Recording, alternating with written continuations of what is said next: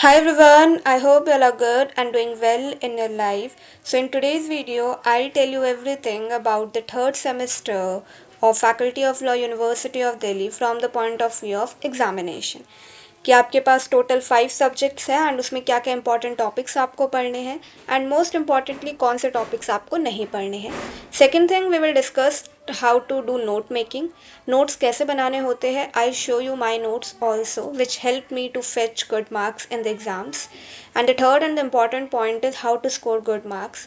I have secured more than 60% marks in all the semesters so far, so I feel that I am in a better position to tell you about it. Okay, so without any further ado, let's start with our first subject, that is constitutional law 1. Okay so अब start करते हैं with the constitutional law 1. Third semester में आपका first exam इसी subject का होगा. तो इसमें पढ़ना क्या क्या है हमें. टॉपिक 1 में हमें सिर्फ एक ही टॉपिक पढ़ना है, बाकी सभी टॉपिक्स को इग्नोर मारना है. That is federalism. सिर्फ फेडरलिज्म पढ़ना है. और फेडरलिज्म से रिलेटेड केसेस कौन कौन से पढ़ने हैं. SR बॉम्बे वाला केस हमें अच्छे से एकदम डिटेल में पढ़ना है. इसमें हमें ऑनरेबल जस्टिस के नाम भी याद करने हैं. SR बॉम्बे वाला बहुत ही ज़्यादा लैंडमार्क केस है, ठीक है ना. उसके अलावा हमें केसेस में हमें ये तीनों केसेस पढ़ने हैं. इनके हमें फैक्ट्स नहीं लिख कर आने हैं एग्जाम में. इनके हमें सिर्फ ऑब्जर्वेशन लिख के आनी है कि ऑनरेबल कोर्ट ने क्या ऑब्जर्व किया था. बट SR बॉम्बे वाला हमें डिटेल में एक्सप्लेन करके आना है पूरा, ठीक है ना. तो बस फर्स्ट टॉपिक से इतना पढ़ लेना. सेकेंड टॉपिक से इसमें एक ही तरह का क्वेश्चन बनता है, that is power to cede Indian territory. और उससे सारे रिलेटेड केस उसी के है. स्पेशली बेरोबरी यूनियन वाला केस बहुत ही ज़्यादा इंपॉर्टेंट बन जाता है, तो ये पढ़ लेना. इसमें हमें अगर और क्या क्या पढ़ना है मैं बताऊं तो देखो, मेन इसमें सब हेडिंग मैं बता रही हूँ, वो नोट कर लेना. पहला आपको पढ़ के जाना है रेडक्लिफ अवार्ड, ये पढ़ के जाना. उसके बाद इसमें पढ़ के जाना आप नेहरू नून अग्रीमेंट. इसमें क्या क्या हुआ था. देखो, अंदर से नहीं भी पढ़ के जाओगे ना, इनका कंटेंट नहीं भी पढ़ के जाओगे ना तो भी ठीक है, पर ये हेडिंग ज़रूर मेंशन करके आना.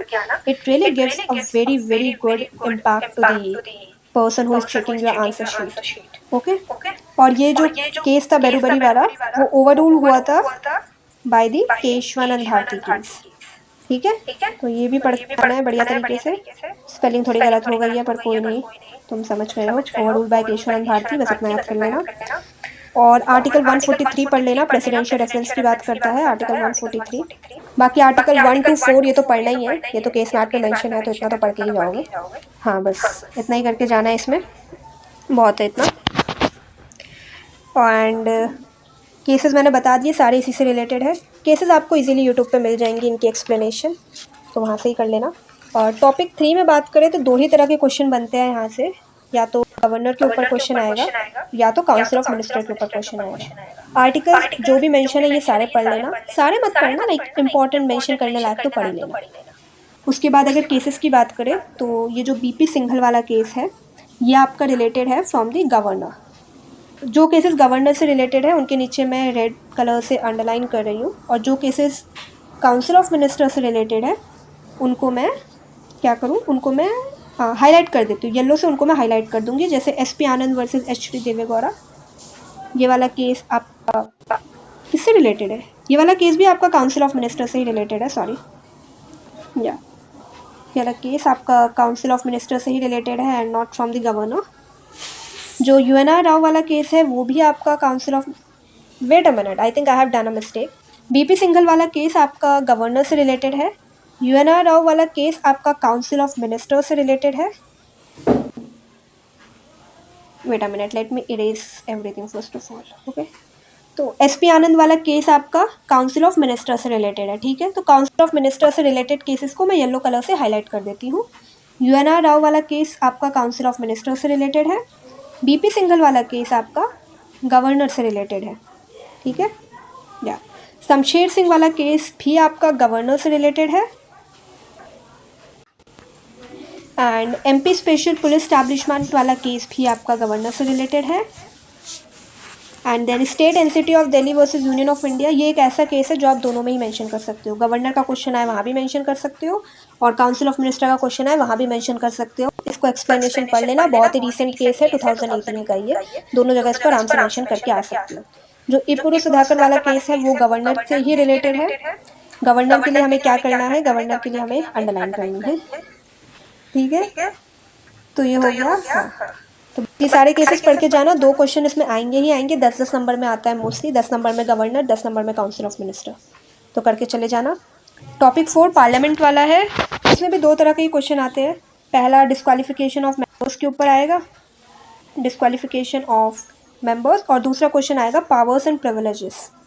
अगर डिस्क्वालिफिकेशन ऑफ मेंबर के ऊपर क्वेश्चन आए तो ये चारों केसेस लिख कर आना है वहाँ पे, चारों केसेस इसी से रिलेटेड है। और अगर पावर्स एंड प्रिविलेजेस के ऊपर क्वेश्चन आए तो ये केशव सिंह एंड स्पेशली राजा रामपाल वाला केस, ये बहुत ही ज़्यादा इंपॉर्टेंट केस है। इसके most of the time facts से देते हैं ये लोग, ठीक है। PYQ पढ़ के जाना है इसे, एंड इन केसेस की एक्सप्लेनेशन आपको PYQ में भी अच्छी तरीके से मिल जाएगी, तो वहाँ से करके जाना। टॉपिक 5 बहुत ही ज़्यादा बहुत ही ज़्यादा इंपॉर्टेंट टॉपिक है। इसमें एक ही क्वेश्चन आता है, that is ordinance making power, और तीनों केसेस अच्छे से पढ़ के जाना, ठीक है। और इसमें एक एडिशनल केस भी मैं आपको बता देती हूँ, जो एडिशनल चीज़ें आपको लिख कर आनी है। सबसे पहले जो एडिशनल केस है उसका नाम है RC Cooper versus union of India, ये लिख कर आना। और इसके बाद RC Cooper versus union of India में क्या हुआ था, 38 कॉन्स्टिट्यूशनल अमेंडमेंट एक्ट आया था, 38 कॉन्स्टिट्यूशनल अमेंडमेंट एक्ट, और इसको फिर चेंज कर दिया गया था by the 44th constitutional amendment act. ये सब पढ़ के जाना, थोड़ा बहुत एक बार देख लेना इन सबको, ठीक है। और जो इसमें 3rd नंबर का केस है ना, Krishna Kumar Singh versus state of Bihar, उसमें आपको 2 जस्टिसेस के नाम भी मेंशन करके आने हैं। First one is TS Thakur. TS Thakur ने दिया था इसमें कंकरिंग ओपिनियन, यानी फेवर में दिया था ओपिनियन। उन्होंने क्या ओपिनियन दिया था सब पढ़ के जाना, ठीक है ना। ये वीडियो सिर्फ ये बताने के लिए है कि आपको क्या पढ़ना है, कैसे लिख कर आना है, और क्या छोड़ के आना है, मतलब क्या छोड़ के जाना है, कौन कौन से टॉपिक छोड़ के जाने हैं, ठीक है। तो मदन B लॉकर, इनका डिसेंटिंग ओपिनियन था, तो पढ़ लेना। अगर लिख पाओगे तो अच्छे मार्क्स मिलेंगे, फॉर श्योर मिलेंगे। डिसेंटिंग ओपिनियन इनका था, हाँ, तो ये पढ़ के जाना। ऑर्डिनेंस में जितने भी आर्टिकल्स लिखे हैं वो पढ़ के जाना। इसमें आर्टिकल्स के साथ कोई रिस्क नहीं लेना है, ठीक है ना। चलो टॉपिक 6 बहुत ही ज़्यादा इंपॉर्टेंट है, आना ही आना है। 20 नंबर का ये कंफर्म आने वाला है ये क्वेश्चन, बिलीव मी 20 नंबर का आएगा ही आएगा। आर्टिकल्स पढ़ के जाना, कोई रिस्क मत लेना, मतलब तैयार कर लो इसे, तो क्या आना ही आना है ये 20 नंबर में। कॉलेजियम सिस्टम के ऊपर केसेस लिख के आना, सारे केसेस लिख कर आना। और इसमें जो एडिशनल चीज़ें हैं वो मैं बता देती हूँ कि क्या क्या लिख कर आनी है। एडिशनल चीज़ें आपको लिख कर आनी है इसमें, देखो सबसे पहले लिख कर आना है आपको कॉलेजियम सिस्टम के बारे में, डिटेल में लिख कर आना पूरा कॉलेजियम सिस्टम, ठीक है। उसके बाद आपको लिख कर आना है इसमें एक एडिशनल केस मैं बता रही हूँ, Subhash Sharma versus union of India लिख कर आना है। देख लेना इसमें क्या बोला गया था। इसमें मेनली यही बोला गया था कि प्रेसिडेंट जो है उसे चीफ जस्टिस ऑफ इंडिया की बात माननी ही पड़ेगी जब वो जजेस को अपॉइंट कर रहा है। तो जो फर्स्ट केस है ना, 34 नंबर का केस है जो हमारे केस मैट में, Union of India versus Shankar Chand Himmatlal से, उसके बाद आपको सुभाष शर्मा वाला केस ही मेंशन करना है, एंड उसके बाद SP गुप्ता, फिर supreme court advocate on record association, ठीक है। तो ये वाला केस आपको 34 केस के बाद मेंशन करना है। उसके बाद आपको इसमें एडिशनल और क्या लिख के आना है, डॉक्ट्रिन ऑफ प्लुरालिटी लिख कर आना। डॉक्ट्रिन ऑफ प्लुरालिटी, अच्छे नंबर मिलेंगे, I am telling you again and again, ठीक है। उसके बाद 214th report of law commission लिख के आना, 214th report of law commission, देख लेना क्या रिलेटेड बोला था, और फिर लिख कर आना। और उसके बाद क्या लिख कर आओगे, उसके बाद एक और कमीशन का नाम लिख कर आओगे, that is Venkatachaliah commission. I am literally saying कि ये क्वेश्चन आने ही आने वाला है, तो इसको जितना अच्छे से प्रिपेयर कर लो, दैट इज़ गुड। स्पेलिंग थोड़ी गलत हो गई है, लेट मी ठीक, वेंकटाचलैया कमीशन, हाँ यही स्पेलिंग है इसकी, ये करके आना।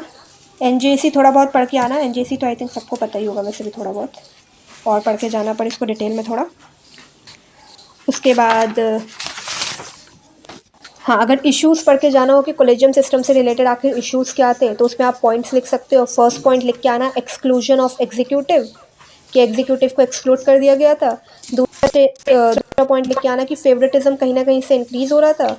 तीसरा पॉइंट लिख के आना कि ये अगेंस्ट था of the principle of checks and balances, जो प्रिंसिपल है चेक एंड बैलेंस उसके अगेंस्ट था ये सिस्टम। फोर्थ लिख के आना ये क्लोज डोर मैकेनिज्म, और फिफ्थ लिख के आना ये अनइक्वल रिप्रेजेंटेशन था। तो ये सब कॉलेजियम सिस्टम में इश्यूज़ थे, तभी इनको चेंज करने की ज़रूरत उठी थी, ठीक है। बस इसमें यही सब लिख के आना। एक 4th जजेस केस भी आ गया, आपको पता ही होगा 4th जजेस केस, जिसमें NJAC को निकाल दिया गया था, 4 जजेस केस। और आर्टिकल 50 लिख कर आना, आर्टिकल 50 मेंशन करके आना, article 50 of the constitution mention करके आना है।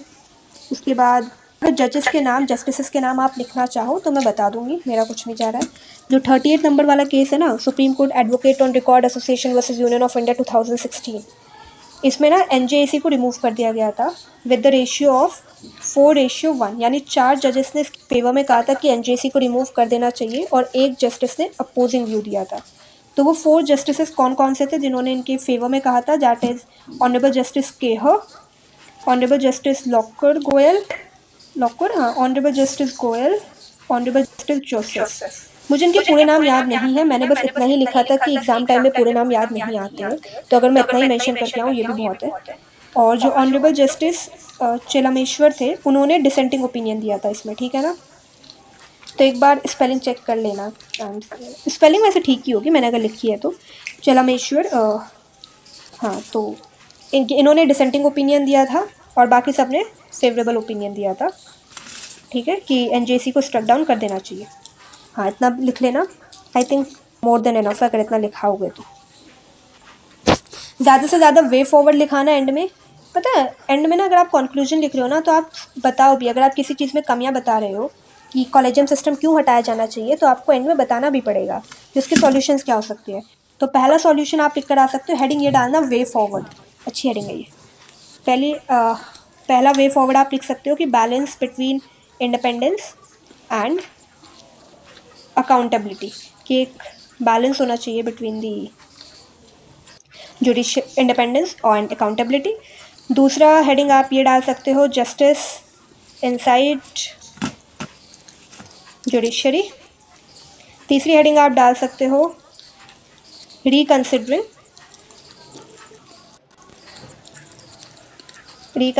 द एस्टैब्लिशमेंट ऑफ एनजेएसी, इसकी एस्टैब्लिशमेंट को रिकंसिडर किया जा सकता है। हाँ, बस इतना मेंशन करके आओगे बहुत है। ये केसेस मैंने आपको बता ही दिए, एनजेएसी पढ़ के चले जाना। और ये नीचे का सब छोड़ दो, कोई ज़रूरत नहीं है इतना करके जाने की। आई एम लिटरली सेइंग ये सब काट दो, कोई ज़रूरत नहीं है। सिलेबस में है, आई एम सेइंग अगर आपके पास टाइम है तो करके भी चले जाओ, बहुत अच्छी बात है, पर अगर टाइम नहीं है तो नहीं है, अभी बर्बाद करने के लिए तो टाइम नहीं है हमारे पास। क्यूरेटिव पिटीशन करके चले जाओ, 10 नंबर में ये कभी कभी आ जाता है, 2 केसेस भी है इससे रिलेटेड, रेयरली आता है तो इतना डिटेल में नहीं भी करोगे तो चलेगा, पर कर लो इसमें। अगर हाँ, क्यूरेटिव पिटीशन में एक और केस आप मेंशन करके आ सकते हो, बहुत ही लैंडमार्क केस है, याकूब मेनन केस, सर्च करना आपको मिल जाएगा, ठीक है, ये वाला याकूब मेनन केस, बॉम्बे ब्लास्ट से रिलेटेड है ये केस, बॉम्बे ब्लास्ट, ठीक है, ये वाला केस देख लेना, एडिशनल केस में अच्छा लगेगा। रेट हबीज कॉर्पर कैंसिल, कोई ज़रूरत नहीं है, कभी क्वेश्चन नहीं आता इन टॉपिक से, तो पढ़ने की ज़रूरत भी नहीं है। इसमें से छोड़ दो, बिल्कुल टाइम बर्बाद नहीं करना है। अगर आप एंड टाइम पे ये वीडियो देख रहे हो तो क्यों ही पढ़ना है, इतना टाइम थोड़ी ना बर्बाद करने के लिए हमारे पास, ठीक है। टॉपिक 7 में टेरिटोरियल नेक्सस पढ़ लो, डॉक्ट्रिन ऑफ टेरिटोरियल नेक्सस कर लो, इंपॉर्टेंट है। चारों केसेस इसी से रिलेटेड है, आएगा ही आएगा, 10 नंबर में ये क्वेश्चन आना ही आना है। एक ही आर्टिकल पढ़ना है, आर्टिकल 245, तो अच्छे से पढ़ना, क्लॉजेस भी पढ़ लेना, अगर हो सके 2 ही क्लॉज है इसके अंदर तो पढ़ लेना, ठीक है। बाकी ये सब छोड़ दो, ये भी छोड़ दो, डॉक्ट्रिन पढ़ो, सीधे हार्मोनियस कंस्ट्रक्शन की डॉक्ट्रिन पढ़ना, ये सब छोड़ दो, ये नहीं है हमारे पास इतना टाइम पढ़ने का भी, ठीक है। हार्मोनियस कंस्ट्रक्शन में 2 केसेस है, इनको पढ़ लेना, अच्छे से पढ़ लेना। हार्मोनियस कंस्ट्रक्शन के डॉक्ट्रिन्स पढ़ लो, पिथ एंड सब्सटेंस भी कर लो, पिथ एंड सब्सटेंस कर लो, 3 ही केसेस है इसके भी, और इजी है, एक ही डॉक्ट्रिन, एक ही वो भी पढ़ना है, आर्टिकल भी एक ही पढ़ना है, दैट इज आर्टिकल 246, तो कर लोगे, इजी है। कर्डिबल एक्सरसाइज छोड़ दो, मैं कहूँगी रेसिजुअरी भी छोड़ दो, डॉक्ट्रिन ऑफ रिपग्नेंसी ये कंफर्म आता है, इसके साथ कोई मजाक नहीं, ये चारों केसेस बहुत ही इंपॉर्टेंट है, अच्छे से पढ़ के जाना, ये क्वेश्चन फिक्स है। आर्टिकल 254 पढ़ना है, 2 क्लॉज है, डिटेल में पढ़ लेना आए से। 4 केस बहुत है 10 नंबर के लिए, तो इसलिए मैं इसमें एडिशनल केस आपको नहीं बता रही हूँ। अगर आप PYQ पढ़ोगे तो उसमें एडिशनल केस आपको मिल जाएंगे। पहला केस मिलेगा दीप चंद वर्सेस स्टेट ऑफ यूपी, और दूसरा केस मिलेगा M Karunanidhi versus union of India, ठीक है, पर नहीं, ज़रूरत नहीं है इसमें, आई थिंक 4 केस 10 नंबर के लिए बहुत है। टॉपिक 8 कर लो, पूरा ही कर लो, ये आना ही आना है, 10 में आएगा, 20 में आएगा, आना ही आना है, तो इसको कर लेना। टॉपिक 9 में सिर्फ एक ही टॉपिक आपको करना है, इतना करने की ज़रूरत नहीं है। एक ही टॉपिक करना है, दैट इज़ स्टेट इमरजेंसी। ठीक है, सिर्फ स्टेट इमरजेंसी करना है और ये तीनों केसेस स्टेट इमरजेंसी से ही रिलेटेड है। एसआर बॉम्ब में देखो, एसआर बॉम्ब में इतना डिटेल में कर लेना ना कि ये आपको यहाँ पे भी काम आ जाएगा, स्टेट इमरजेंसी में भी काम आ जाएगा और ये आपको फेडरलिज्म वाले में भी काम आ जाएगा। तो ये अच्छे से कर लेना है। बाकी राजस्थान और यूनियन ऑफ इंडिया भी करने ही करने हैं। हाँ, इसमें एडिशनल चीज़ें अगर आपको क्या करनी है, सरकारिया कमीशन रिपोर्ट पढ़ के जाना, मतलब सरकारिया कमीशन रिपोर्ट के बारे में थोड़ा बहुत पढ़ के जाना कि उसमें क्या क्या कहा गया था। बाकी जो मैंने आपको बताया था गवर्नर वाला टॉपिक, जो टॉपिक 5 ऑर्डिनेंस वाला है, उसमें आपको और क्या क्या पढ़ के जाना है, उसमें भी सरकारिया कमीशन रिलेटेड है। ठीक है ना, जो गवर्नर की जो ऑर्डिनेंस पावर वाला मैंने बताया था, उसमें अगर आपको गवर्नर के बारे में और लिखना हो तो उसमें सरकारिया कमीशन मेंशन कर सकते हो, वेंकटाचलम कमीशन बताया था मैंने, और पुंची कमीशन, ये तीनों कमीशन आप मेंशन कर सकते हो। बाकी हाँ, अगर वे फॉरवर्ड पूछा जाए गवर्नर से रिलेटेड कोई भी क्वेश्चन आए, वो चाहे टॉपिक 5 से रिलेटेड आए या टॉपिक 3 में भी गवर्नर के ऊपर है, तो अगर इसमें आए तो इसके वे फॉरवर्ड में आप लिख सकते हो first point that is strengthening of federalism, दूसरा लिख सकते हो reform the method of appointment of governor, और तीसरा लिख सकते हो code of conduct for governor. हाँ, बस इतना कर लेना, बहुत है।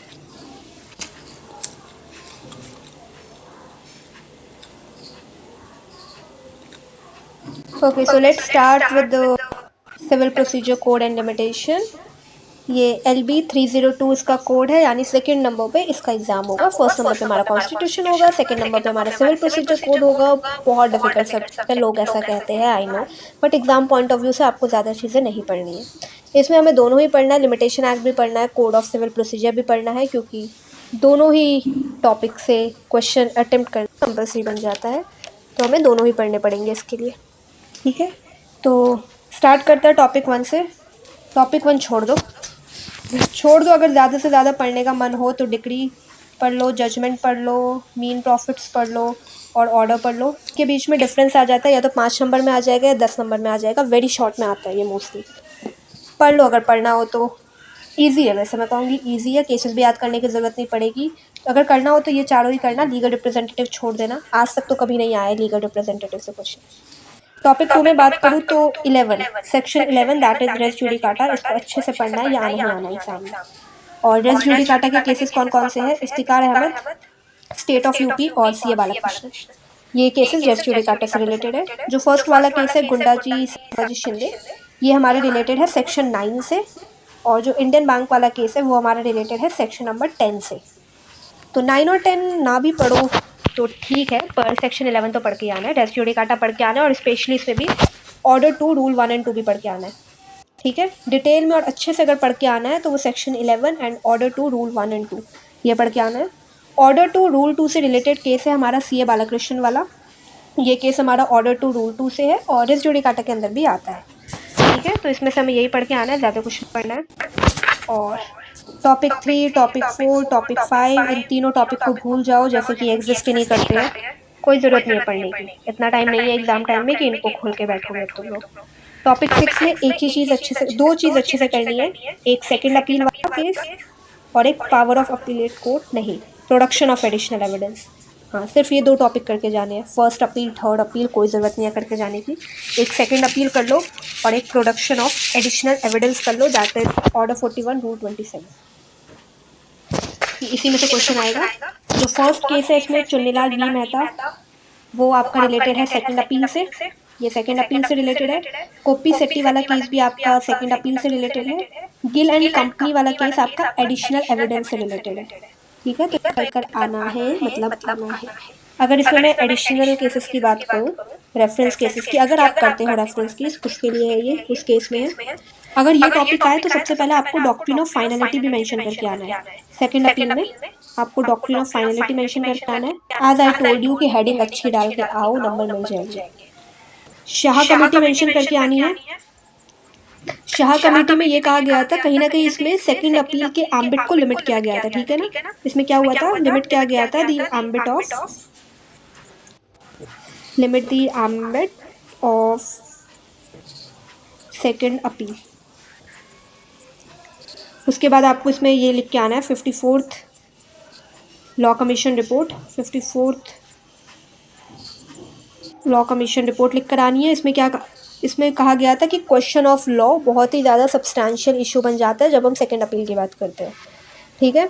अगर इसमें अब मैं बताऊँ आपको एडिशनल केसेस, तो सेकेंड अपील से रिलेटेड एडिशनल केसेस है जो आपको लिख कर आने हैं। दिनकर राव वर्सेस रतन से, स्पेलिंग ठीक है, स्पेलिंग मैं चेक करके ही लिख रही हूँ उसमें। तो दिनकर राव वर्सेस रतन से, ये सेकेंड अपील से रिलेटेड है। सेकेंड अपील से रिलेटेड एक और इम्पॉर्टेंट केस है, that is Raghunath Pratap Singh, Raghunath Pratap Singh versus deputy commissioner, versus deputy commissioner, ठीक है। हाँ, ये वाला करके जाना।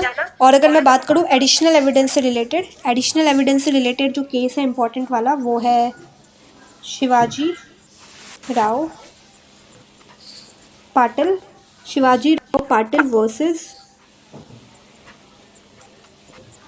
इसकी जो एक्सप्लेनेशन है ना वो आपको मिल जाएगी PYQ में, PYQ से ही पढ़ लेना। आई विल से PYQ बहुत बहुत बहुत ज़्यादा ज़रूरी बन जाते हैं।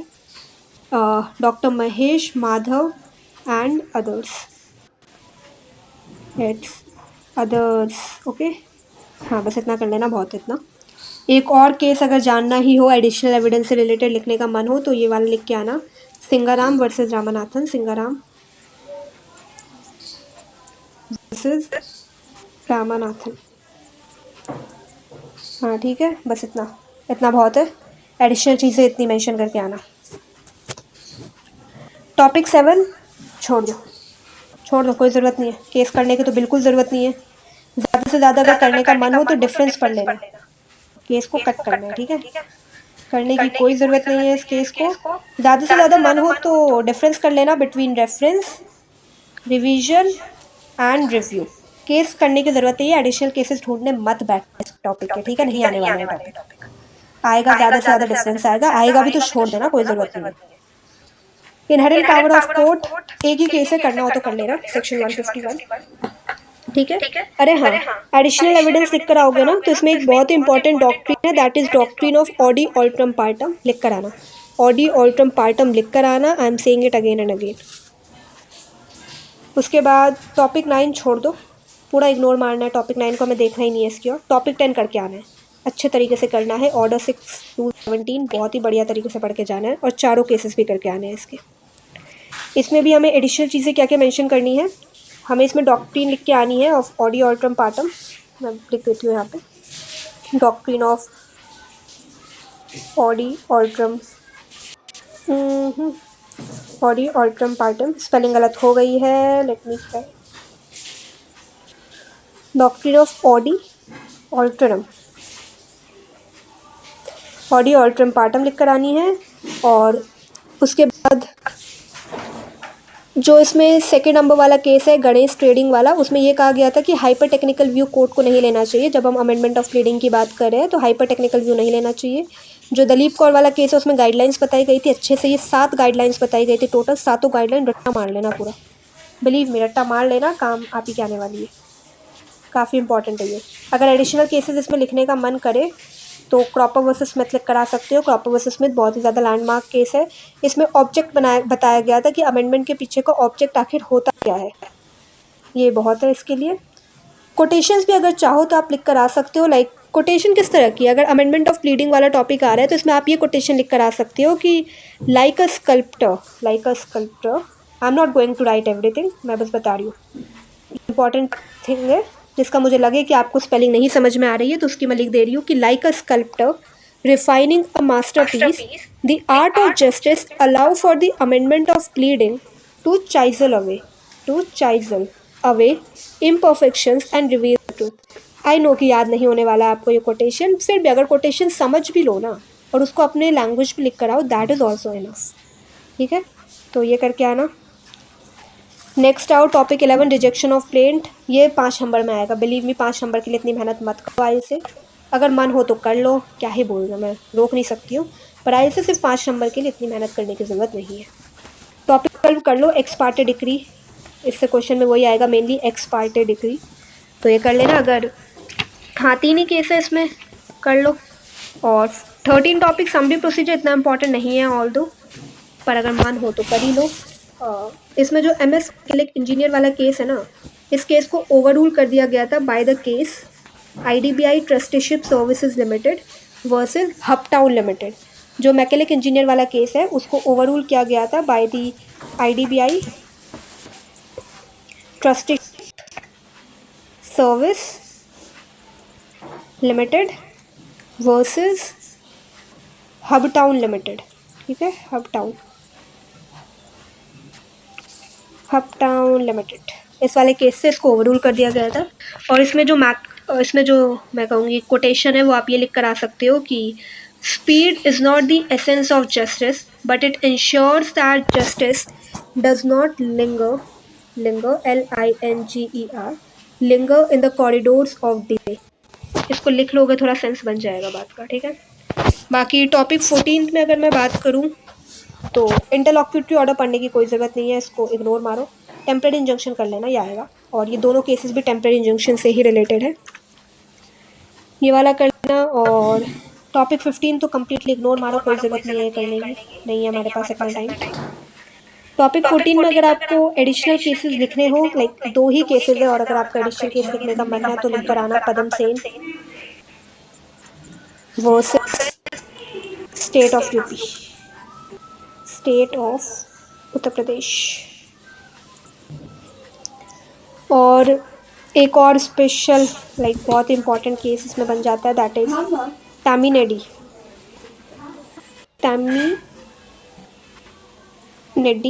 रुको, हाँ ये वाली, ये सही स्पेलिंग है अब इसकी, टामिनेडी वर्सेस N जयलक्ष्मी। हाँ ये इम्पॉर्टेंट केस है, ये दोनों केसेस लिख कर आ सकते हो। जो टामिनेडी वर्सेस N जयलक्ष्मी वाला केस है उसमें बेसिकली ये कहा था कि डिफेंडेंट भी इंजंक्शन सीक कर सकता है, डिफेंडेंट भी इंजंक्शन सीक कर सकता है, वही है। और इसमें एक मैक्सिम लिख कर आ सकते हो, यू बी जस्ट इबी रेमेडियम। यह मैक्सिम बहुत पढ़ी होगी तुम लोगों ने, तुम्हें पता भी होगा इसको। ठीक है, यू बी जस्ट इबी रेमेडियम, हाँ ये यू बी जस्ट इबी रेमेडियम, ये वाली मैक्सिम लिख कर आना। और बस बहुत है, इतना ही। पार्ट बी लिमिटेशन तो कर ही लेना है इससे। लिमिटेशन में अगर कोटेशन लिखनी हो तो आई एम टेलिंग यू, नहीं टेम्परेरी इंजंक्शन की कोटेशन सुनो पहले। टेम्परेरी इंजंक्शन की कोटेशन बहुत अच्छी है। पहली कोटेशन आप लिख सकते हो कि temporary injunction it is like a bandage, it stops the bleeding temporary but the wound still needs to be healed. और दूसरी कोटेशन आप लिख सकते हो, injunction are the shield of the weak and helpless against wrong and outreach. ठीक है, मन हो तो लिखना, ना मन हो तो ना लिखना। कंडीशंस लिख के आना कि टेम्परेरी इंजंक्शन किस किस कंडीशन में इशू हो सकता है। फर्स्ट है प्राइमा फेसी केस में, सेकंड है बैलेंस ऑफ कन्वीनियंस, थर्ड है इरेपरेबल लॉस एंड इंजरी, फोर्थ है प्लेंटिफ्स कंडक्ट फेयर एंड ऑनेस्ट। ठीक है, ये सब लिख कर आना। बाकी ये तो कर ही लेना, सेक्शन 3 एंड सेक्शन 5 कर लेना, 3 केसेस है इससे रिलेटेड, वो भी कर लेना। सेक्शन 3 से रिलेटेड एक इम्पॉर्टेंट लाइन है, that is limitation bars the remedy but does not destroy the right. अगर ये लाइन कहीं भी लिखी हुई आई तो इसका मतलब ये सेक्शन 3 से रिलेटेड है। मैं जो भी बोल रही हूँ ना, केस मैथ के बगल में नोट डाउन करो उसको, प्रवचन नहीं चल रहा है, आई am saying again and again कि नोट डाउन करो। सेक्शन 3 से रिलेटेड है, लाइन है limitation bars the remedy but does not destroy the right. 3 cases है, तीनों मेंशन करके आना। सेक्शन 5 से रिलेटेड है, अगर कहीं भी आपको लिखा है कंडोनेशन ऑफ डिले या सफिशिएंट कॉज, ये कीवर्ड्स बता रही हूँ, एग्जाम में ना समझ नहीं आता है कौन सा सेक्शन लिखना है इस क्वेश्चन पे। तो अगर कंडोनेशन ऑफ डिले आए या सफिशिएंट कॉज कहीं लिखना हो तो उसमें आनी है आपको सेक्शन 5 घुसा के आना है, मतलब लिख कर आना है सेक्शन 5 अच्छे से लिख कर आना है उसमें। ठीक है, टॉपिक 2, इसमें क्या करोगे मेरे को खुद नहीं समझ पाता, इसमें बहुत मुश्किल हो जाता है इसमें कुछ भी छोड़ना। सेक्शन 12 अच्छे से कर लो, दोनों टॉपिक कर लो, आई से भगवान पे भरोसा करके ये वाली यूनिट छोड़ दो अगर मन हो तो, वरना करना हो तो कर ही लेना, क्या ही बोल सकते हैं। वरना मैंने छोड़ दी थी तो बी ऑनेस्ट, जब मैंने तैयारी की थी, जब मैं अपने एग्जाम्स दे रही थी, मैंने ये यूनिट कम्प्लीटली छोड़ दी थी। और लकीली क्वेश्चन आया भी नहीं था यहाँ से। 3 और 5 से 10-10 नंबर के क्वेश्चन आ गए थे, बाकी एक इससे आ गया था क्वेश्चन सेक्शन 12 से, और एडवर्स पोजीशन से तो क्वेश्चन आएगा ही आएगा। ये वाला तो यूनिट अच्छे से ही करके जाना है। इस पर सेक्शन 27 लिख के आना है, साथ में आर्टिकल 65 ऑफ लिमिटेशन एक्ट लिख के आना है, आर्टिकल लिख के आना है। ठीक है, आर्टिकल 65 ऑफ लिमिटेशन एक्ट, इसके अगर एक्सेप्शंस की बात करें तो लिख कर आना है, अगर ओनर माइनर हुआ, या अगर ओनर जो है लुनाटिक या अनसाउंड माइंड का है, अगर ओनर आर्म्ड फोर्सेस में सर्व कर रहा है, या परमिसिव पोजीशन है, या अगर प्रॉपर्टी जो है वो पार्ट परफॉर्मेंस के लिए दी गई है तो वो इसके एक्सेप्शंस के अंदर आते हैं। एसेंशियल्स के अंदर इसके क्या क्या आता है, actual position, open position, hostile position, continuous position and exclusive position. ठीक है, ये सब लिख कर आना है। बाकी केसेस इसमें बहुत सारे एडिशनल केसेस हैं। आई एम सेइंग रविंद्र कौर ग्रेवाल वाला तो अच्छे से पढ़ के आ जाना है। इस केस को अच्छे से पढ़ के आना है, रविंद्र कौर ग्रेवाल वाला। इस वाले टॉपिक को तो इग्नोर मारो, ये टॉपिक कट भी हो गया वैसे भी, तो इसको तो इग्नोर मारना है। बाकी टॉपिक 3 में बहुत सारे एडिशनल केसेस हैं। आई am saying it again and again, और इसके एडिशनल केसेस मैं आपको डाल भी दूँगी, मैं फ़ोटो डाल दूँगी इस टॉपिक के बाद। मैं एडिशनल केसेस की एक फ़ोटो डाल दूँगी, तो वहाँ से आप देख लेना। ठीक है, वीडियो के एंड में आपको मेरे नोट्स की फ़ोटोज़ मिल जाएंगी। तो सबसे पहले अभी केस मैट लो, मैं जो भी वीडियोज़ में बता रही हूँ वो मार्क करो अपने केस मैट में कि आपको क्या क्या पढ़ना है, और एट द एंड मैं अपने नोट्स की भी फ़ोटोज़ डालने ही वाली हूँ। ओके,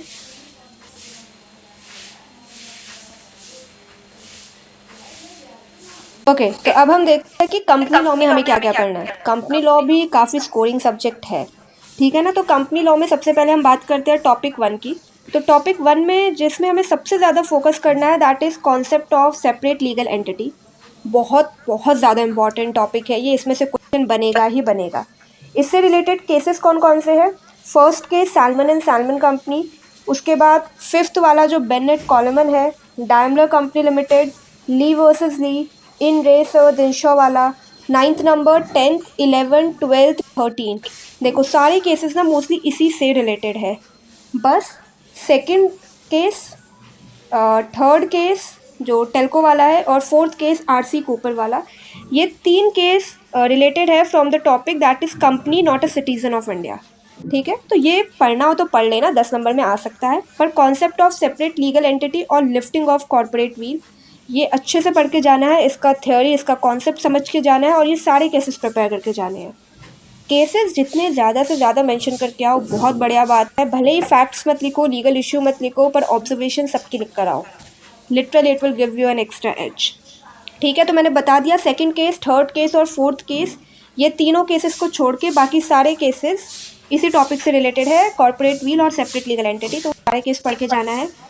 ए पार्ट अगर कंपनी की बात करें ये टॉपिक छोड़ दो, और अगर ज़्यादा से ज़्यादा पढ़ने का मन करे तो कंपैरिजन पढ़ के चले जाओ।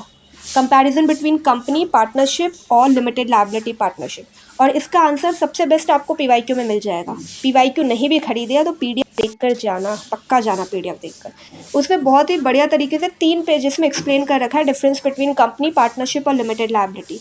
तो वहाँ से ये वाला टॉपिक पढ़ लेना, और ये कॉर्पोरेट व्हील तो अच्छे से पढ़ के ही जाना। इसकी जो केसेस की वीडियोस आपको अवेलेबल है यूट्यूब पे, बस सर्च मारना, मिल जाएंगी कहीं ना कहीं से। ठीक है, काइंड ऑफ कंपनीज छोड़ दो, मत पढ़ो। ज़्यादा से ज़्यादा पढ़ने का मन हो भी तो पब्लिक और प्राइवेट कंपनी पढ़ लेना। बाकी इतना सब आपके पास करने का टाइम नहीं है एग्ज़ाम टाइम में, तो मत करना, छोड़ दो। सेकंड, छोड़ दो। ज़्यादा से ज़्यादा मन हो तो प्रमोशन वाला टॉपिक, स्पेशली इसमें भी प्रमोटर्स पढ़ के जाना है, बस सेक्शन 2 क्लॉज 69, और ये केस जो है 14 नंबर वो भी इसी से रिलेटेड है, प्रमोटर से ही रिलेटेड है। तो मन हो तो कर लेना, वरना छोड़ दो, 10 नंबर में ही आता है, कोई ज़रूरी नहीं है। इसमें डॉक्ट्रिन ऑफ अल्ट्रा वायर्स के ही जाना है, बहुत ज़्यादा इंपॉर्टेंट केस है। सारे जितने भी केसेस हैं, स्पेशली एशबरी वाला 15 नंबर केस करके ही जाना है, कोई रिस्क नहीं लेना है इसमें। ठीक है ना, पक्का करके जाना। इंडोर मैनेजमेंट भी करके जाओ, केसेस अच्छे खासे अवेलेबल है इसमें, तो ये भी करके जाना। एमओए और एओए, इसमें ज़्यादा से ज़्यादा आपको डिफरेंस पूछ लेगा, ज़्यादा से ज़्यादा, वो भी 10 नंबर में आएगा। तो करना हो तो कर लेना, MOA and AOA, difference between them. And या डॉक्टर ऑफ अल्ट्रा वायर्स और इंडोर मैनेजमेंट तो करके ही जाना है, इसमें तो कोई रिस्क नहीं लेना है। प्रॉस्पेक्टस ही छोड़ दो, कोई ज़रूरत नहीं है करने की। बिलीव मी, सारे टॉपिक आप नहीं कर सकते हो। 4th टॉपिक भी छोड़ दो, 5th टॉपिक भी छोड़ दो, इसमें केसेस है नहीं, और जब तक केसेस आप लिखोगे नहीं, मुश्किल से आपको फैकल्टी नंबर देगी। तो आई विल प्रेफर कि छोड़ दो, मत पढ़ो। मन हो तो एक बार ऊपर से देख लेना, बस ऊपर से एक बार समझ लेना कॉन्सेप्ट को, पर डिटेल में पढ़ने की कोई भी ज़रूरत नहीं है। बोर्ड ऑफ डायरेक्टर पढ़ के जाओ, अच्छे से पढ़ के जाओ, 20 नंबर में आना ही आना है इस क्वेश्चन को, बिलीव मी, आना ही आना है।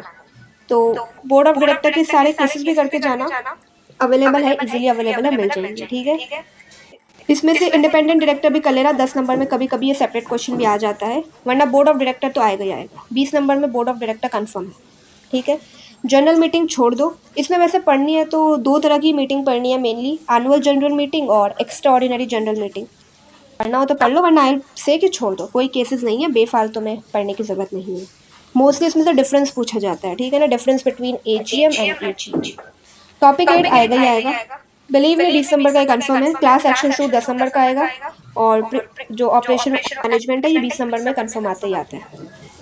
कभी कभी मिक्स करके भी दे देते हैं, तो क्लास एक्शन सूट को थोड़ा बहुत पढ़ के जाना, पर ये prevention of operation and management पढ़ के ही जाना। बहुत सारे केसेस हैं, अपनी पसंद के 3-4 केसेस उठा लेना और कर लेना। 31st case specially Foss versus Harbottle ये आएगा ही आएगा, मोस्ट ऑफ द टाइम इसके फैक्ट्स वो लोग दे देते हैं, तो इसको पढ़ के ही जाना। स्कॉटिश वाला भी इंपॉर्टेंट है, इसको भी पढ़ के जाना अच्छे तरीके से, ठीक है। Winding up of companies topic 9 20 number में कंफर्म है। इसका एक बहुत ही खूबसूरत सा फ्लो चार्ट बना होगा PYQ में, उस फ्लो चार्ट को पढ़ लेना, रट्टा मार लेना। अगर मैंने अपने नोट्स में लिखा होगा तो I share it, but PYQ में है, बहुत ही सुंदर चार्ट है, उसे पढ़ लेना, रट्टा मार के जाना उसको, ठीक है ना। और ये केसेस कर लेना। केसेस इसमें से इंपॉर्टेंट की बात करूँ तो जर्मन वाला इंपॉर्टेंट है, एलुमिनियम वाला इंपॉर्टेंट है, और ये 43rd नंबर वाला इंपॉर्टेंट है, तो ये कर लेना। टॉपिक 10 छोड़ दो, कोई ज़रूरत नहीं है करने की। इसमें अगर आएगा भी क्वेश्चन तो एक ही क्वेश्चन आता है, वो भी हमेशा नेशनल कंपनी लॉ ट्राइब्यूनल के ऊपर, और 2 केसेस है उसी से रिलेटेड है। 11th इग्नोर करो, कोई ज़रूरत नहीं है करने की। 10th में भी देखो, अगर 10-10 नंबर के क्वेश्चन आए ना, तो एक प्रमोटर्स वाला क्वेश्चन टॉपिक 2 से और टॉपिक 10 से NCERT वाला कर लेना, बहुत है, बिलीव मी एनफ है। अब मैं एक बार आपको थोड़े शॉर्ट नोट्स बता देती हूँ। तो अभी जब मैं ये सब बता रही हूँ, अपने केस मैट के साथ बैठो या अपने नोट्स के साथ बैठो, ऐसे प्रवचन नहीं चल रहा है यहाँ पे, काम आएगा आपको ही एग्जाम टाइम में, ठीक है। तो हमेशा ना कॉन्सेप्ट के नाम पे छोटे छोटे पॉइंट्स बना लिया है। लाइक अगर हम बात करें lifting of corporate wheel, I told you it will come, 20 mark में आना ही आना है। तो जब ये आए तो आपको क्या मेंशन करना है, आपको सेपरेट लीगल एंटिटी मेंशन करना है, आपको सेकंड पॉइंट बना के लिमिटेड लायबिलिटी मेंशन करना है, एक्सेप्शंस मेंशन करने हैं लिमिटेड लायबिलिटी के। फोर्थ, आपको ग्राउंड्स मेंशन करने हैं for lifting of the corporate wheel, कि कौन कौन से ग्राउंड्स पे कॉर्पोरेट व्हील को लिफ्ट किया जाता है। एंड फिफ्थ पॉइंट आपको लिखना है जुडिशियल डिस्क्रिशन, कि ये कोर्ट के ऊपर है, कोर्ट के डिस्क्रिशनरी पावर के अंदर आता है, ठीक है ना। तो ये 5 पॉइंट आपको लिखने ही लिखने हैं। सेकेंड, अगर हम बात करें मेमोरेंडम ऑफ एसोसिएशन की, तो आपको उसमें ये मेंशन करना है कि ये कॉन्स्टिट्यूशनल डॉक्यूमेंट है, इसमें क्या क्या कॉन्टेंट्स आते हैं वो आपको लिखना है, ऑब्जेक्ट क्लॉज के बारे में लिखना है, अल्ट्रा वायर्स डॉक्ट्रिन के बारे में थोड़ा मेंशन करना है, अमेंडमेंट के बारे में मेंशन करना है कि इसको कैसे अमेंड किया जा सकता है और किया भी जा सकता है नहीं। आर्टिकल ऑफ एसोसिएशन के ऊपर अगर क्वेश्चन आए तो उसमें भी आपको यही सब चीज़ें लिखनी है, ठीक है। बात करें हम अगर अल्ट्रा वायर्स की, जो मैंने कहा है कि 20 मार्क में ये आएगा ही आएगा, तो जब ये क्वेश्चन है the first point you have to mention that is scope of authority, की अथॉरिटी क्या है। दूसरा आपको मेंशन करना है वॉइड एक्ट्स, कि जो भी अल्ट्रा वायर्स एक्ट होते हैं उन्हें वॉइड ही कंसिडर किया जाता है। तीसरा आपको मेंशन करना है कि डॉक्ट्रिन जो है उसका मेन ऑब्जेक्ट है protection of share holder, share holders को प्रोटेक्ट करने के लिए है।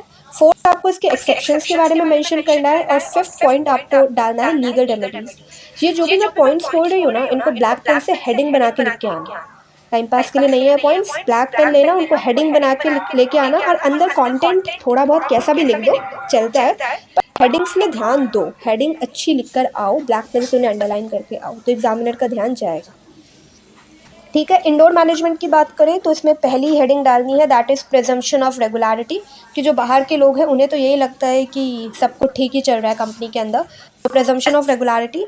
सेकेंड पॉइंट, इसका मेन ऑब्जेक्टिव क्या है, प्रोटेक्शन फॉर इनोसेंट पार्टीज़। तीसरा, इसके एक्सेप्शंस मेंशन करके आने हैं।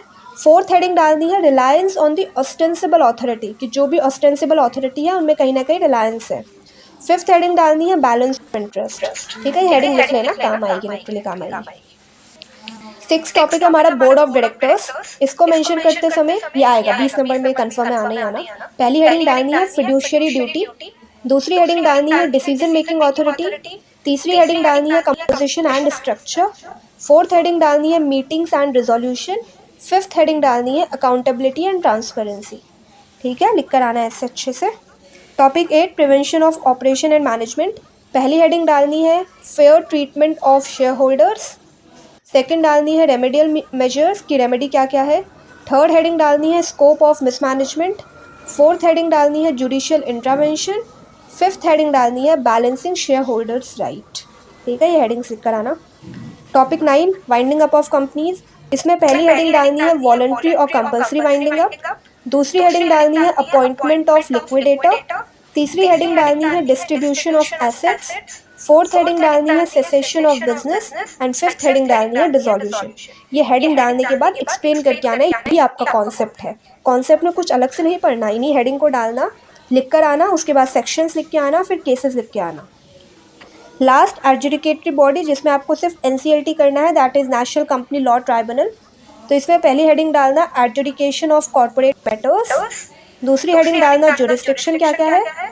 थर्ड हेडिंग डालना appointment of members. Fourth heading डालना एफिशिएंसी। फिफ्थ हेडिंग डालना अपील एंड रिव्यू सिस्टम। ठीक है, इसमें और ज़्यादा कुछ है नहीं। एक मैंने आपको बताया था कि क्लास एक्शन सूट सेक्शन 245, ये बहुत इंपॉर्टेंट है। तो जब ये आए, ये वाला टॉपिक आए, तो इसमें फर्स्ट हेडिंग डालना common legal issues.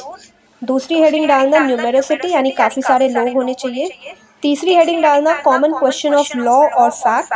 Fourth heading डालना टिपिकलिटी। फिफ्थ हेडिंग डालना adequacy of representation and final heading डालना certification by the court. Court की सर्टिफिकेशन की ज़रूरत होती है। ठीक है, एक इसमें मैंने ये भी बताया था कि इंडिपेंडेंट डायरेक्टर आएगा, तो इसमें डालना है पहली हेडिंग इंडिपेंडेंस कि वो इंडिपेंडेंट डायरेक्टर इंडिपेंडेंट होना चाहिए। दूसरा उसका experience and expertise. Third heading fiduciary duties. Fourth heading active engagement and fifth heading risk oversight and compliance. ठीक है, तो with this we are done with our important concepts of the company law. Okay, so now will discuss about the special contract, जिसमें हमारे पास दो bare act है। Partnership act पढ़ना है हमें और सेल ऑफ गुड्स एक्ट पढ़ना है। कॉन्ट्रैक्ट एक्ट भी पढ़ना ही होता है थोड़ा बहुत। तो let's start with the topic 1 कि हम इसमें क्या क्या पढ़ना है। इसमें हमें concept of agency and nature of partnership पढ़ ही लेना है। तीनों केसेस बहुत ज़्यादा इंपॉर्टेंट बन जाते हैं इसके। और इसमें अगर सेक्शंस की बात करो तो सेक्शन 5, 6, 7, 8 चारों ही सेक्शन पढ़ लेना। बहुत ही इजी टॉपिक है। आई से कि अगर छोड़ना हो ना ये टॉपिक तो छोड़ भी सकते हो, लाइक ऊपर से पढ़ लेना इस टॉपिक को, इतना डिटेल में पढ़ने की ज़रूरत नहीं है। 3 केसेस है, तीनों इंपॉर्टेंट है। और इसमें थोड़े जो फ्लो चार्ट्स बनेंगे वो मैं एंड में वीडियो में लगा ही दूँगी, तो वहाँ से आप फ्लो चार्ट का स्क्रीनशॉट ले लेना और वो कर लेना। बाकी ज़्यादा इंपॉर्टेंट नहीं है। टॉपिक 2 अच्छे से करना है। आई से टॉपिक 2 मन नहीं करता बच्चों का करने का, आई कैन अंडरस्टैंड, पर ये बहुत अच्छे से करके जाना है। और स्पेशली इसमें कौन सा अच्छे से ज़्यादा बेटर तरीके से करना है, the one is Shivagouda Ravji Patel वाला केस। ये सेक्शन 30 से रिलेटेड है, ये माइनर से रिलेटेड है सेक्शन 30, वो करके जाना। जो ये 3 केसेस है tower cabinet limited, snow white और स्कार्स वर्सेस जार्डीन, ये 3 केस हमारे सेक्शन नंबर 28 से रिलेटेड है। ठीक है, 9th में जो तीनों केसेस है वो हमारे सेक्शन 28 से रिलेटेड है, वो भी हमें करके जाने हैं। ऊपर वाले केसेस छोड़ने हो तो छोड़ देना। जो माइल्स वाला केसेस है, जो फोर्थ नंबर वाला केस है माइल्स वर्सेस क्लार्क, ये सेक्शन 14 से रिलेटेड है। ट्रिम्बल वाला केस सेक्शन 16 से रिलेटेड है। हॉल्म वर्सेस हैमंड वाला केस सेक्शन 19 से रिलेटेड है। रोड्स वर्सेस माउंट सेक्शन 27 से रिलेटेड है। और हैमलिन वाला केस सेक्शन 26 से रिलेटेड है। तो जिस भी सेक्शन के ऊपर केसेस है वही सेक्शन पढ़ने हैं हमें, बस इतना तो आपको पता चल ही जाएगा अब तक। सेक्शन 28 अगर डॉक्ट्रिन ऑफ होल्डिंग आउट की बात करते हैं, अगर उससे रिलेटेड क्वेश्चन आए तो तीनों केसेस आपको मेंशन करके आने हैं। सेक्शन 30 से रिलेटेड क्वेश्चन आए तो एक शिवगौड़ा वाला केस आपको मेंशन करके आना है। और एक और केस मैं आपको लिख रही हूँ, ये रेफरेंस केसेस है। सन्यासी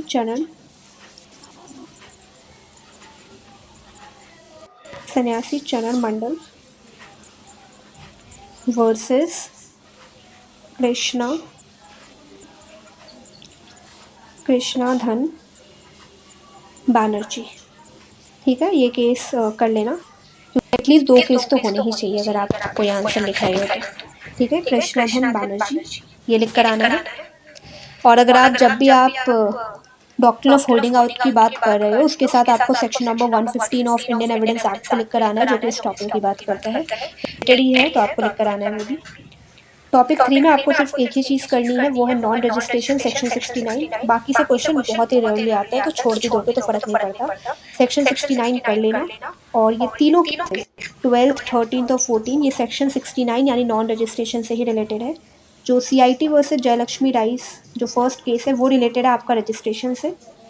पढ़ लेना केस और इसको मेंशन करके आ जाना आइल से नॉन रजिस्ट्रेशन में ही थोड़ा सा ऑब्जर्वेशन मेंशन कर देना।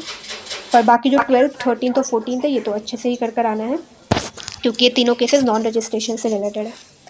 ठीक है। Topic 4 dissolution of the firm 20 number में ये कंफर्म है, ये पढ़ के आना है, इसके सेक्शंस पे पढ़ने हैं। ठीक है ना, ये आएगा ही आएगा, बिलीव मी आएगा ही आएगा। इसमें एडिशनल चीज़ें आपको क्या लिख कर आनी है, सबसे पहले एक लीगल मैक्सिम लिख कर आनी है, एक्टिव पर्सनालिस वाली पढ़ी होगी, ये सब एंट्रेंस के टाइम पे आपने मैक्सिम पढ़ी होगी वाली, एक्टिव पर्सनालिस मॉडिटर कम पर्सना, ये वाली मैक्सिम लिख कर आनी है। इसका मतलब होता है a personal action dies with the person. बाकी अगर इसमें आपको मैं बताऊं की पॉइंट्स क्या मेंशन करके आने हैं, तो पहला म्यूचुअल अग्रीमेंट लिख कर आना है कि अगर डिसोल्यूशन हो फॉर्म का तो म्यूचुअल अग्रीमेंट का होना ज़रूरी है। नोटिस की ज़रूरत होती है तो सेकंड हेडिंग डालोगे आप नोटिस रिक्वायरमेंट, थर्ड हेडिंग डालोगे settlement of accounts, fourth heading डालोगे notifying creditors and third parties, fifth heading डालोगे आप लीगल फॉर्मेलिटीज़। ठीक है, तो ये लिख कर ही आना है। अगर कोटेशन वोटेशन लिखने का मन हो तो लिख कर आ सकते हो कि every dissolution of a partnership it's necessarily preceded by its formation and as every such formation is by mutual consent every dissolution may be considered as by mutual consent also. ठीक है, और नॉन रजिस्ट्रेशन वाले से related मेरे पास एक बहुत बढ़िया maxim है, that is without non registration वाले से, that without proper registration a partnership is like a ship without a compass navigating through legal waters without direction और प्रोटेक्शन। बहुत ही अच्छी मुझे पर्सनली मैक्सिम लगती है ये। एंड नॉन रजिस्ट्रेशन वाले में अगर आपको एसेंशियल्स बताऊं की पॉइंट, तो पहला लिख कर आना है लैक ऑफ लीगल रिकॉग्निशन, दूसरा लिख कर आना है लिमिटेड रेमेडीज एंड राइट्स, तीसरी हेडिंग डाल के आना risk of disputes and uncertainty, fourth heading डालना ineligibility for certain benefits, fifth heading डालना एक्सपोजर टू लीगल लायबिलिटीज़। हाँ, इतना ही कर लेना, बहुत है इतना। उसके बाद अगर हम ये बात करें, टॉपिक 4 मैंने कहा ये चारों ही केसेस पढ़ के जाना। टॉपिक 5 मैंने छोड़ दिया था, मेरे से नहीं पढ़ा गया ये टॉपिक, मैंने छोड़ दिया। अगर आपको उसमें पढ़ना हो तो डिफरेंस पढ़ लेना between sale and agreement to sell, statutory transaction, और ये वाला क्वेश्चन तो बनेगा ही बनेगा 20 नंबर में, ये हर बार आता है। मैंने पर्सनली छोड़ दिया था क्योंकि एंड मोमेंट में मेरे पास इतना टाइम नहीं था, पर अगर आपको पढ़ना हो तो ये तीनों टॉपिक आप पढ़ के जा सकते हो। टॉपिक 6 मैंने किया था कंडीशंस एंड वारंटी। इसमें आपको जो मैक्सिम लिख कर आनी है वो लिख कर आनी है रेस इप्सा लॉक्यूटा, बहुत ही फेमस मैक्सिम है, आपको पता ही होगा, आप लॉ स्टूडेंट हो। रेस इप्सा लॉक्यूटा इसका मतलब होता है थिंग स्पीक्स फॉर इटसेल्फ। इसमें अगर आपको की पॉइंट्स लिखने हो तो फर्स्ट की पॉइंट लिख कर आना condition of fitness for purpose, second heading डालना implied warranty of merchantability, third heading डालना एक्सप्रेस वारंटीज, फोर्थ हेडिंग डालना fitness for intended use and fifth heading डालना रेमेडीज फॉर ब्रीच। हेडिंग अच्छे से डाल के आना, एक्सप्लेनेशन तो फिर हेडिंग समझ के आपको जो भी समझ में आ रहा है वो एक्सप्लेनेशन पार्ट में लिख देना। ठीक है, इसमें ये सब एक्सप्लेन करके आना, स्पेशली जो प्रीस्ट वर्सेस लास्ट वाला केस है इसके most of the time facts दे देते हैं ये लोग, तो इसे अच्छे से पढ़ के जाना। ब्रिटिश पेन भी पढ़ के ही जाना। बाकी ये तीनों सारे केसेस आपको इजीली यूट्यूब पे मिल जाएंगे, बार्बी वाला केस भी बहुत इंपॉर्टेंट है। ठीक है, तो ये सारे केसेस आपको पढ़ के जाने हैं। इसमें कंडीशन और वारंटी के बीच में डिफरेंस पढ़ लेना, difference between condition and warranty most of the time याद आ जाता है 10 नंबर में। ठीक है, तो ये पढ़ लेना। डॉक्ट्रिन ऑफ कैविएट एम्प्टर तो पढ़ना ही पढ़ना है, ये आएगा ही आएगा। बार्बी मार्शल वाला केस आप कैविएट एम्प्टर में भी डाल सकते हो, तो दोनों में आप डाल सकते हो ये वाला केस, सॉरी बहुत ज़्यादा इंपॉर्टेंट है कैविएट एम्प्टर वाला, तो हाँ दोनों में आप बार्बी वर्सेस मार्शल डाल सकते हो, तो डाल लेना। गलती से मैंने कट कर दिया है कैविएट एम्प्टर के डॉक्ट्रिन को, पर इसका मतलब ये नहीं इंपॉर्टेंट नहीं है, पढ़ना है। और सेक्शन 16 आपको पढ़ना है, doctrine of caveat emptor section 16 of sales of goods act में मेंशन है, वो पढ़ के जाना। तीनों केसेस पढ़ के जाना, स्पेशली 32 नंबर वाला केस बहुत इंपॉर्टेंट है, इसके फैक्ट्स उठा के आपको दे देंगे और फिर आपको डिसाइड करना होगा। ठीक है, एंड इसमें फिर टॉपिक 7 की बात करें, टॉपिक 7 से दो तरह के क्वेश्चन बनते हैं मेनली, या तो ट्रांसफर ऑफ प्रॉपर्टी बनेगा या तो ट्रांसफर ऑफ टाइटल बनेगा, जिसके अंदर ये डॉक्ट्रिन आ जाती है। मेनली मैं कहूँगी डॉक्ट्रिन पढ़ के चले जाना, ट्रांसफर ऑफ प्रॉपर्टी छोड़ भी दोगे तो चलेगा, पर डॉक्ट्रिन पढ़ के जाना, doctrine of nemo dat quod. अगर आप ट्रांसफर ऑफ प्रॉपर्टी कर रहे हो तो उससे रिलेटेड ये 3 केसेस है। अगर आप डॉक्ट्रिन कर रहे हो, डॉक्ट्रिन तो करके ही जानिए, डॉक्ट्रिन के साथ रिस्क लेना है, डॉक्ट्रिन आनी ही आनी है, तो एक पियर्सन वाला केस उसमें करके जाना, और इसमें एडिशनल केस भी है, तो एडिशनल केस ही करके जाना। मैं इसलिए फेमस केस है फॉक्स वर्सेस किंग। फॉक्स यानी FOLKES, फॉक्स वर्सेस किंग, ये वाला केस करके जाना। और पियर्सन वाला केस करके जाना। पियर्सन वाले के फैक्ट्स आ जाएंगे मोस्ट प्रोबेबली, ठीक है ना। एंड टॉपिक 8 में अनपेड सेलर तो कर ही लेना, अनपेड सेलर आना ही आना है, ये क्वेश्चन एक ही केस है तो अच्छे से कर लेना इस केस को, क्योंकि ये आएगा ही आएगा। अगर इसके वो बताऊँ मैं एसेंशियल्स तो लिख कर आना, लीगल बेसिस क्या क्या है इसका, कंडीशंस फॉर एक्सरसाइज क्या है, राइट्स लिख कर आना। चलो इसके मैं तुम्हें एंड में बताती हूँ। इसका देख लो सबसे पहले, जो डॉक्ट्रिन है ना nemo dat quod non habet, तो इसमें क्या लिख कर आओगे, इसमें सबसे पहले एक मैक्सिम भी लिख कर आनी है आपको, that is ex nudo pacto non oritur actio. क्या है लीगल मैक्सिम, वैसे आपने पढ़ी होगी ये एग्ज़ाम टाइम पे, फिर भी मैं यहाँ पे टाइप कर दे रही हूँ, ex nudo pacto non oritur actio. इसका वो क्या होगा हेडिंग, इसका मीनिंग होता है from a bare agreement no action arises. From a bare agreement no action arises, ये वाली मैक्सिम इसमें आएगी आपकी। किस में आएगी ये वाली मैक्सिम, डॉक्ट्रिन में, doctrine of nemo dat quod वाले में। और इसमें एसेंशियल्स में फर्स्ट हेडिंग डाल के आना टाइटल ट्रांसफ़र, दूसरी हेडिंग डालना good faith purchase, purchase in a good faith, third heading voidable title, fourth heading exception और फिफ्थ हेडिंग रेमेडीज डाल के आना, ठीक है ना। केवी टेम्पटर की अगर मैं बात करूँ, केवी टेम्पटर ये रहा, अगर इसके एसेंशियल्स की बात करूँ तो पहला डालना buyer's obligation to inspection of the good, buyer की ऑब्लिगेशन है कि वो गुड्स का इंस्पेक्शन करे। दूसरी हेडिंग डालना इम्प्लाइड कंडीशंस एंड वारंटीज, तीसरी हेडिंग डालना रिस्क एलोकेशन, फोर्थ हेडिंग डालना remedies for breach of contract and fifth heading डालना डॉक्यूमेंटेशन एंड रिकॉर्ड कीपिंग, ठीक है ना। राइट्स ऑफ अनपेड सेलर की बात करूँ, सेक्शन 45 इंपॉर्टेंट है इसके अंदर। एंड इसमें आप एसेंशियल्स में फर्स्ट हेडिंग डालना एजेंट्स अथॉरिटी, एजेंट की क्या अथॉरिटी है। दूसरी हेडिंग डालना कंडीशंस फॉर सेल, तीसरी हेडिंग डालना sale in ordinary course of business, fourth heading डालना third party knowledge, fifth heading principals ratification, sixth heading liability and consequences, ठीक है। हाँ ये सब हेडिंग डाल के आना and it will give the good impression. बाकी अगर मैं सेक्शन 30, मैंने आपको कहा था टॉपिक 2 में से कि सेक्शन 30 इंपॉर्टेंट है, तो सेक्शन 30 में हेडिंग डाल के आना minor's capacity, minor's position in partnership, rights and liabilities of minor and consent and notification of minor. इसमें बहुत ही फेमस आपको मैक्सिम में लिख कर आनी है, वो मैं नोट्स में डाल दूंगी तो वहाँ से आप देख लेना। वैसे मैक्सिम है इन्फांस नॉन हैबिट कंसेंसस सेट पोटेस्टाटम, मेरी प्रोनाउंसिएशन अच्छी नहीं है लेटिन में, और ये मैक्सिम की स्पेलिंग आपको वहाँ से मिल जाएंगी, ठीक है। सेक्शन 28 मैंने कहा doctrine of holding out important है, तो उसमें आपको मैक्सिम डालनी है दैट इज़ कोई फेसिट पर एलियम फेसिट पर से, बहुत ही फेमस मैक्सिम है, एंट्रेंस के टाइम पर रट्टा मारी होगी तुम सब ने, ठीक है।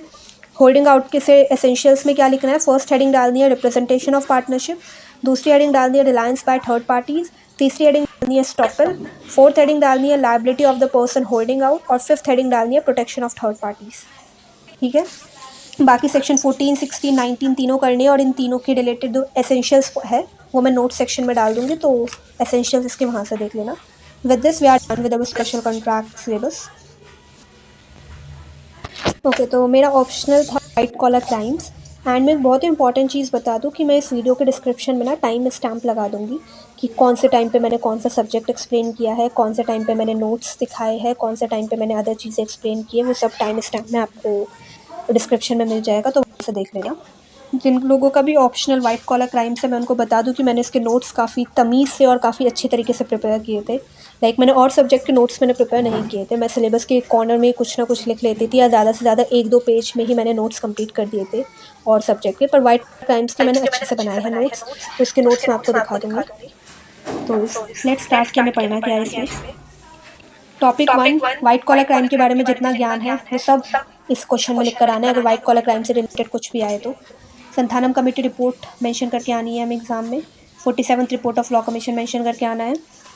डिफरेंस पढ़ के जाना, पक्का पढ़ के जाना डिफरेंस, ठीक है। ऑर्गेनाइज क्राइम तक डिफरेंस पढ़ के जाना, difference between white collar crime, socio economic offence, traditional crime और organise crime. Occupation crime mostly नहीं आता है, पढ़ लेना अगर टाइम हो तो, बहुत ही कम सिलेबस है हमारे पास, तो आइल से पढ़ ही लेना, ठीक है ना। टॉपिक हमें छोड़ने नहीं है इसमें, सब पढ़ के जाना है हमें, ठीक है। टॉपिक 1 अच्छे से पढ़ लेना ये। एंड हाँ, मैं नोट्स तो मैं शेयर करने ही वाली हूँ, तो एडिशनल चीज़ें मैं वहीं से देख लेना तुम सब लोग, ठीक है ना। टॉपिक 2 में क्या करना है, सुदरलैंड का कॉन्सेप्ट पढ़ना है, वाइट कॉलर क्रिमिनलिटी का, सॉरी ये नहीं पढ़ना, हमें डिफरेंशियल एसोसिएशन थ्योरी पढ़नी है हमें सुदरलैंड की, और साथ ही साथ हमें फ्रॉड ट्रायंगल पढ़ना है by Donald Cressey. Fraud triangle 5 number का आएगा ज़्यादा से ज़्यादा, या 10 नंबर का भी आ सकता है। डिफरेंशियल एसोसिएशन तो आएगा 20 नंबर में, आएगा ही आएगा ये। तो नोट्स में बाकी एडिशनल चीज़ें तो आपको नोट्स में मिल ही जाएंगी। तो let's quickly go ahead with topic 3। Topic 3 में एक ही चीज़ अच्छे से करनी है, that is miss branding and adulteration. बाकी छोड़ दो, बाकी सब यूनिट्स छोड़ दो। मिस ब्रांडिंग एंड एडल्ट्रेशन करना है। फूड एडल्ट्रेशन की बात करें तो सेक्शन 272 एंड 273 ऑफ आईपीसी की बात करता है। बाकी एडिशनल केसेस भी आपको नोट्स में ही मिल जाएंगे इसके। इसका जो फेमस है नेस्ले इंडिया लिमिटेड, ये केस करके ही जाना है। इसी फैक्ट्स उठा के आपको दूसरा क्वेश्चन वो लोग पकड़ा देंगे। Topic 4 prevention of corruption act करके जाना है। 20-20 नंबर के 2 क्वेश्चन आए थे इसके लास्ट ईयर, लाइक इस ईयर जब मैंने एग्जाम दिया था 20-20 नंबर के 2 क्वेश्चन आए थे इस टॉपिक से। तो ये तो करके ही जाना है। स्पेशली इसमें सेक्शन 19 बीट विद सेक्शन 97 अच्छे से करके जाना है। बाकी पब्लिक सर्वेंट की डेफिनेशन पढ़कर जानी है। क्वेश्चन आए तो इसमें मेंशन करना है हमें anti corruption bureau, central vigilance commission and central bureau of investigation, Santhanam committee भी हमें पढ़ के जाना है इसमें से। ठीक है, बाकी और कुछ है नहीं, लास्ट टॉपिक है हमारा। 5 केसेस करके जाने हैं। केसेस मैंने बहुत ही अच्छी तरीके से नोट्स बनाए हैं फ्लो चार्ट के साथ, वो मैं आपको दिखा दूंगी। UN convention against corruption 2003 mention करके आना। Prevention of money laundering act पूरा ही करना है। सेक्शन 5 ज़्यादा बढ़िया तरीके से करना है, और सेक्शन 19 ज़्यादा बढ़िया तरीके से करना है। हाँ, सेक्शन के मामले में इतना ही करना है। मेरे को एक्चुअली सेक्शंस में कुछ खास याद होते नहीं है, तो I avoid it. Section 8 adjudication, वो पढ़ के जाना है। इससे रिलेटेड मैंने एक फ्लो चार्ट भी बनाया है, वो भी मैं आपको अपने नोट सेक्शन में भी दिखा दूंगी। सो या with this we are done most probably.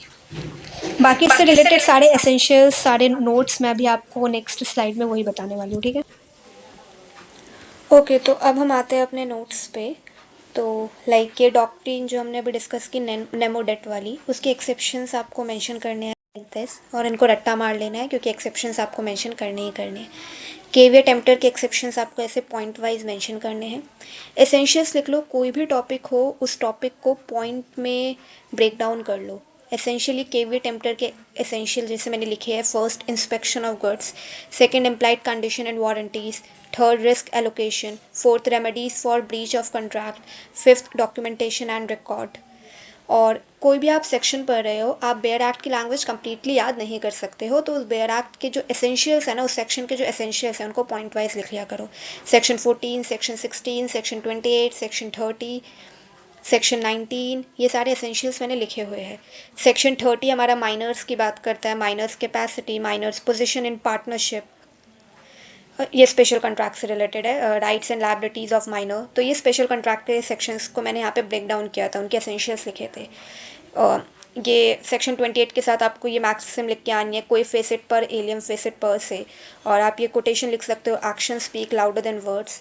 Same goes for section 30, उसके साथ आपको ये मैक्सिम लिख के आनी है, इन्फेंस नॉन हैबिट कंसेंसस, लाइक देख लेना, ठीक है, स्क्रीनशॉट ले लो, देखते रहना। ये वाइट कॉलर क्राइम्स है, तो आपको पॉइंट वाइज चीज़ें लिख के आनी है कि WCC क्या है, it's a crime, it's committed by an important person of the company, high social status in the company, like this you have to write down.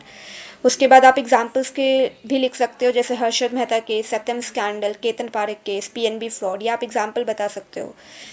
अगर कोटेशन लिखनी हो तो वो भी लिखी हुई है कि the only way to make a man trustworthy is to trust him. और अगर आप कोई रिपोर्ट लिख रहे हो, लाइक मैंने यहाँ पे लिखा है 140th रिपोर्ट, तो उसका टाइटल भी लिखो, it gives a good impression to the person who is checking your exam sheet. Title था जैसे 140th रिपोर्ट का the criminal justice system a review, तो वो रिपोर्ट का भी टाइटल आप लिखो, तो that gives a good impression. Santhanam committee, तो उसके पॉइंट में 2-3 पॉइंट लिख लिए। फिर मेजर्स क्या लिए गए थे गवर्नमेंट के द्वारा, रिकमेंडेशन क्या थी कमेटी की, ये सब लिख सकते हो। 47th report of law commission अगर आप लिख रहे हो तो ये उसकी हेडिंग है, टाइटल है बेसिकली इसका कि the trial and punishment of social and economic offences, recommendation क्या क्या दी गई थी, ये सब आप पॉइंट्स में लिखो। इतना सब याद नहीं रहने वाला, पर एटलीस्ट नोट्स तो ठीक से बनाओ, एग्जाम टाइम में कुछ तो याद आएगा। ये MS नेस्ले वाला केस है, तो इसके साथ एक एडिशनल केस आप लिख सकते हो, M Mohammad versus union of India, क्योंकि एक ही केस लिख के आओगे कोई फायदा नहीं है, 2-3 एक्स्ट्रा केसेस लिख लिया करो। डॉक्ट्रिन लिख के आनी है, doctrine of audi alteram partem. Then ये एडिशनल केस है MS ओमकर एजेंसी और रजत इंडस्ट्रीज वाला। सेक्शन लिख के आना है सेक्शन 38, तो ये सब करके आना है, ठीक है। अगर ये प्रिवेंशन ऑफ करप्शन एक्ट, उसके अमेंडमेंट बिल की हाईलाइट्स क्या थी, वो सब लिख के आना है। करंट अफेयर से थोड़ा रिलेट करके लिख के आओ, तो that gives a good impression, ठीक है। ऐसे फ्लो चार्ट भी बनाओ, जैसे मैंने यहाँ पे सेक्शन 2 क्लॉज बी का बनाया है, फ्लो चार्ट भी बनाना is useful. Prevention of corruption act, तो आप करप्शन और लॉस कितने हैं इंडिया में वो सारे लिख सकते हो। उसके बाद आप प्रिवेंशन ऑफ करप्शन एक्ट को ज़्यादा अच्छे से मेंशन कर सकते हो। आपको लॉ कमीशन की रिपोर्ट लिख के आनी है, 254th law commission report and 258th law commission report.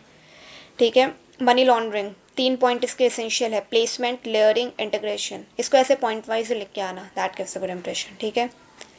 अगर आप कोई केस एक्सप्लेन कर रहे हो तो केस के ऑब्जर्वेशन और डिसीजन में you can right like this कि स्पेशल कोर्ट ने क्या कहा, हाई कोर्ट ने क्या कहा, सुप्रीम कोर्ट ने क्या क्या, एरो बना के you can write down these things.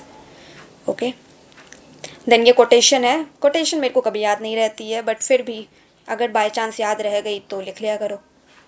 ठीक है। ये फ्लो चार्ट है, ये पीवाईक्यू में बहुत सुंदर तरीके से आपको फ्लो चार्ट मिल जाएगा। मैंने कोई अपनी तरफ से मेहनत नहीं की है, पीवाईक्यू का ही फ्लो चार्ट है ये, मैंने बस उसमें बना लिया था नोट्स में ताकि याद रहे एग्जाम टाइम में। अगर आप WCC के बारे में लिख रहे हो तो you can put down these headings like reason for growth of WCC in India, reports on WCC, ये सारी रिपोर्ट्स आई थी WCC के ऊपर, वे फॉरवर्ड क्या है उसका। ये सेक्शन 19 के एसेंशियल्स मैंने लिखे हुए हैं, ये फ्रॉड ट्राइंगल का थियोरी का फ्लो चार्ट है। ठीक है। Do like this. अपीलेंट की कंटेंशन आप लिख सकते हो। रेफर, अगर कोई केस किसी केस में अगर कोई और केस ऑनरेबल सुप्रीम कोर्ट ने रेफर किया तो you can write down this also that honourable court refer the case of Rajendra Singh versus Jharkhand, like that you can write down. बाकी ये सब है, अगर जस्टिस के नाम याद हो जाए तो that also you have to write down. Nothing more. Notes तुम सब लोग मुझसे बहुत ज़्यादा बेहतर बनाते होंगे क्योंकि नोट्स मैं नहीं बनाती हूँ, मैं एग्ज़ाम से लिटरली 2 या 3 हफ्ते पहले ही पढ़ना स्टार्ट करती हूँ, एंड उस टाइम पे आपके पास इतना टाइम नहीं होता कि आप नोट्स बनाओगे। Okay, so with this we are done with today's video. थोड़ी लंबी हो गई है video, but it's going to be helpful literally if you are going to follow these advices.